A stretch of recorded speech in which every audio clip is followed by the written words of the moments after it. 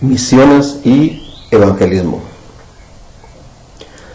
¿Cuál es nuestra misión en la vida? No nos vayamos de este mundo sin cumplir esta misión. Hace mucho tiempo mi sobrina nieta, esa linda bebé que se ve ahí, visitó por primera vez a sus abuelos y quiero que la oigan. Mi vida, por el amor de Dios.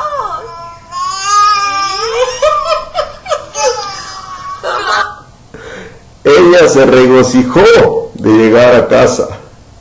Ella se regocijó de estar en casa. Y eso es hermoso. Yo quiero mostrarle también esta foto que usted ve del lado derecho. Es una besita. Tenía mucha hambre, pero se regocijó de poder llegar también a casa. Una casa donde fue bien recibida y se le mostró amor desde que llegó. Y en un lugar donde nadie le podía hacer daño, ni nadie quería hacerle daño.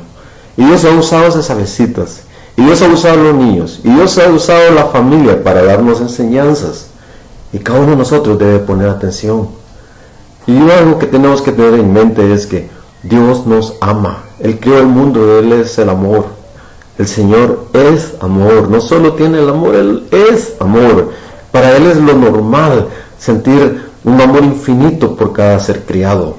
No solamente por nosotros los seres humanos. Y esta bebita está en el corazón de Dios. Él la ama y la ha amado desde antes de la creación del mundo. Pero usted también, que está escuchando, que está viendo. Y yo quiero contarles una historia misionera porque es necesario que pongamos nosotros atención y entendimiento en el corazón de Dios. ¿Qué es lo que Dios anhela? ¿Qué es lo que Dios quiere? ¿Por qué razón vivimos? Porque sería muy, pero muy triste que nosotros nos perdamos la bendición de lo que Dios quiere hacer con nuestras vidas. ¿Para qué fuiste creado? ¿Para qué existes tú? Y para conocerlo debemos saber por qué fue creado, hermano. Y también eso va a responder para qué vino Jesús, nuestro Señor, el segundo Adán. El Dios todopoderoso que bajó del cielo para darnos una muestra de su amor inefable. En estos estudios que estaremos haciendo, sentí en mi corazón que debemos dar también unas historias misioneras, cosas recientes, cosas que han pasado en nuestra vida, cosas que hemos visto con nuestros ojos o que hemos sabido de personas que realmente podemos confiar en lo que están hablando. Historias misioneras. Hace mucho tiempo hubo una mortandad, un accidente en avioneta en Guatemala. Esta avioneta cayó en una pista de aterrizaje que más parecía una carretera de terrenos terrible allá en el Quiché, en Guatemala, un lugar lejísimos. Después supimos que un caballo se les pasó enfrente cuando iba a bajar la avioneta y no le dio tiempo al piloto de pararse, no le dio tiempo.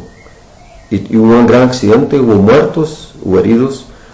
La misionera que estaba en ese momento, que iba ahí, quedó con el cuello casi quebrado y quemada, pero sobrevivió. Otros sobrevivieron, pero hubo también muertos. En ese tiempo, cuando íbamos hacia el cementerio, nuestro pastor que nos dirigía en ese tiempo nos dijo, el hermano José, que si podíamos ayudar. Le había pedido al misionero qué es lo que podemos hacer por ustedes, cómo podemos ayudarles. Y ellos pidieron ayuda ahí. Entonces nos llamaron a las misiones. Y para nosotros, para mi esposa y para mí, era una prueba bastante fuerte porque nosotros queríamos hacer la voluntad de Dios. Ya habíamos tomado medidas para hacer la voluntad de Dios. Y de repente, yo había estado sin trabajo y de repente parecía que iba a tener un trabajo, pues posiblemente era un buen trabajo. Pero nuestro Señor es bueno y Él cambió nuestros planes, y es mejor que en nuestra vida hagamos lo que Dios quiere, que Él tenga nuestra agenda de nuestra vida. Dios nos dijo, yo les amo. Así he nombrado esta historia. Dios nos dijo, yo les amo. Y les voy a explicar por qué. Mientras nosotros estábamos tratando de decidir si íbamos o no íbamos, eso teníamos que estar ya saliendo el día lunes. Nosotros estábamos día sábado en ese día. Mi esposa había estado orando y la aflicción que ella tenía era que teníamos una perrita a la que amaba mucho, un perrito, la amamos. Y yo la vi con su cara triste, entrar a la cocina y después me volteé a ella y cuando vi que ella estaba viendo al perrito, le dije, así como tú amas a ese perrito, Dios ama mucho más a esa gente allá afuera. Y en eso ella se quebrantó, porque Dios le acababa de decir, yo les amo a ellos. Y eso hizo que nosotros decidiéramos dejar todo para irnos a participar durante una época como misioneros a un lugar donde nunca nos hubiéramos imaginado que existía. Y está en Guatemala. Guatemala queda donde ustedes ven la ruedita amarilla, ya en Centroamérica. Y hay una gran historia. En Guatemala hay un área selvática, hay varios lados donde es área selvática, pero en el Quiché es un área donde viven varios grupos étnicos y se hablan varias lenguas. Y nosotros terminamos yendo a un lugar en donde hablaban Ixil de Nevat, de Chajul y de Cotzal, que parecen similares, pero no, son como dialectos. Y además hablaban también Quiché y Quechí, 5 lenguas diferentes, y el español, que prácticamente, al menos los varones, hablan el español. Pero nosotros fuimos ahí, pero quiero contarles cómo fue que paramos en ese lugar. En Sudáfrica ustedes pueden ver el círculo rojo que está abajo de África. Allí Jacobo e Ina Witz, ellos eran de Sudáfrica, tenían una vida buena, todo muy bien, hijos de Dios, esforzados. Y una vez ahí Jacobo e Ina oyeron la voz de Dios. El Señor les habló que tenían que ir hasta el Quiché, Guatemala. Ellos no tenían idea dónde quedaba eso, pero ellos decidieron obedecer y fueron. Jacobo e Ina Witz tuvieron que caminar 4 días y medio de montaña y selva para poder llegar a ese lugar. En ese lugar habían alrededor, quizás, no sé, unas 2,000 personas de diferentes etnias y lenguas, y ellos, la mayor parte de ellos eran Ixil, y la mayor parte de ellos eran de la tradición de los caciques mayas. En ese tiempo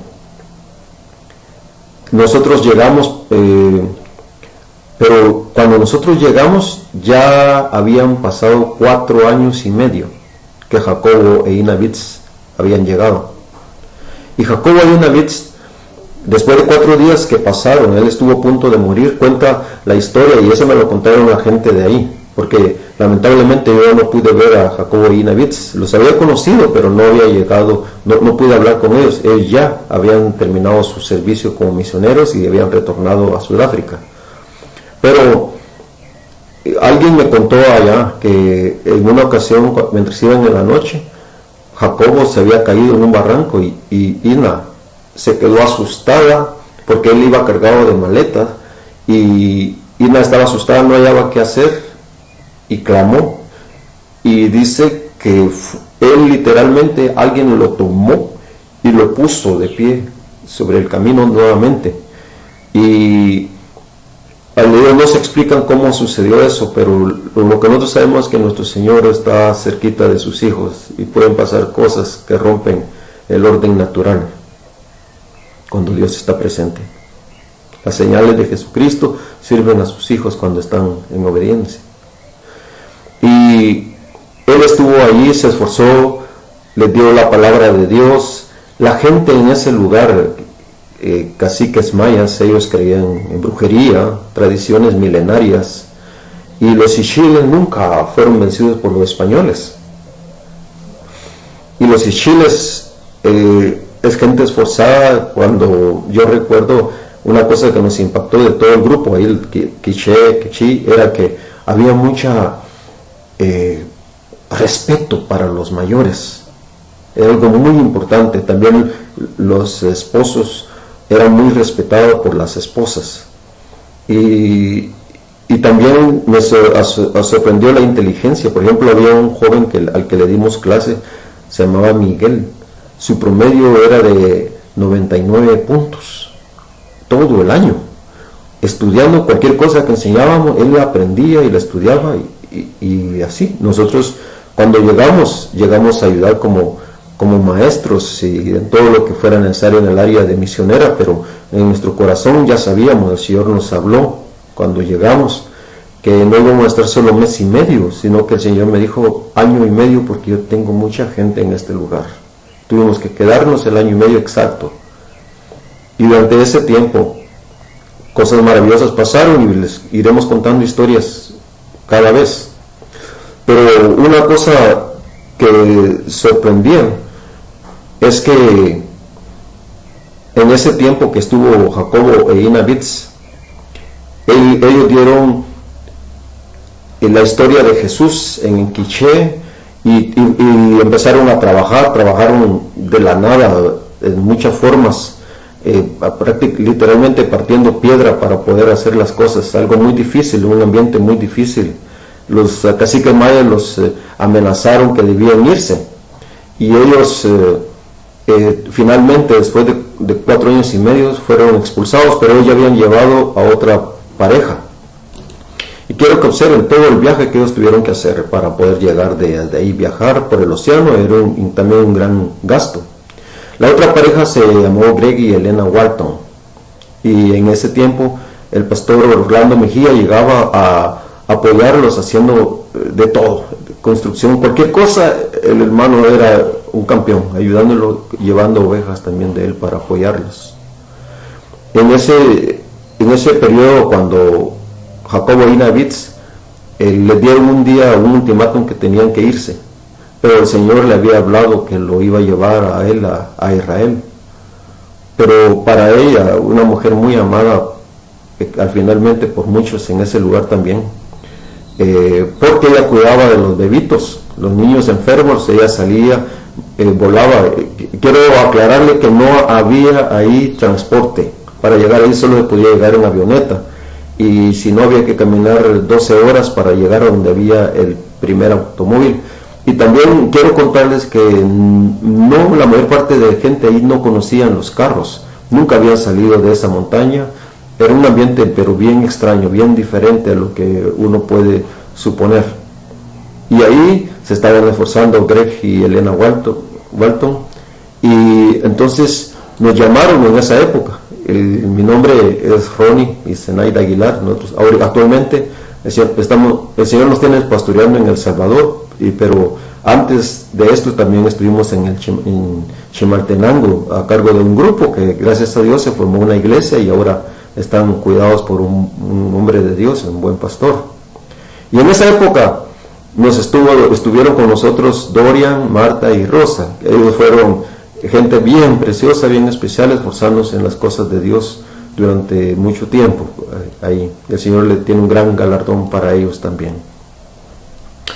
Entonces Jacobo y Ina Vitz tuvieron que regresar. Ina Vitz, antes de salir, sufrió un derrame cerebral y sufrió mucho. Nosotros hemos tratado de localizarlos y no hemos podido. Lo último que supimos es que Jacobo andaba por Israel, porque el Señor lo tiene ahora sirviendo a Israel, en Israel. Pero la pregunta que quizás usted se hará: ¿y por qué una persona ha de viajar a Sudáfrica y hacer un viaje tan largo, haciendo tanto gasto, sufriendo tanto, exponiéndose a las culebras? Porque si algo abundaba eran las culebras. ¿Por qué alguien toma esas determinaciones? La única respuesta es el amor. Primero el amor de Dios. Y el amor de Dios toca las vidas de sus hijos. Y cuando un hijo es tocado, él sabe que lo más importante en la vida es estar en la voluntad de Dios.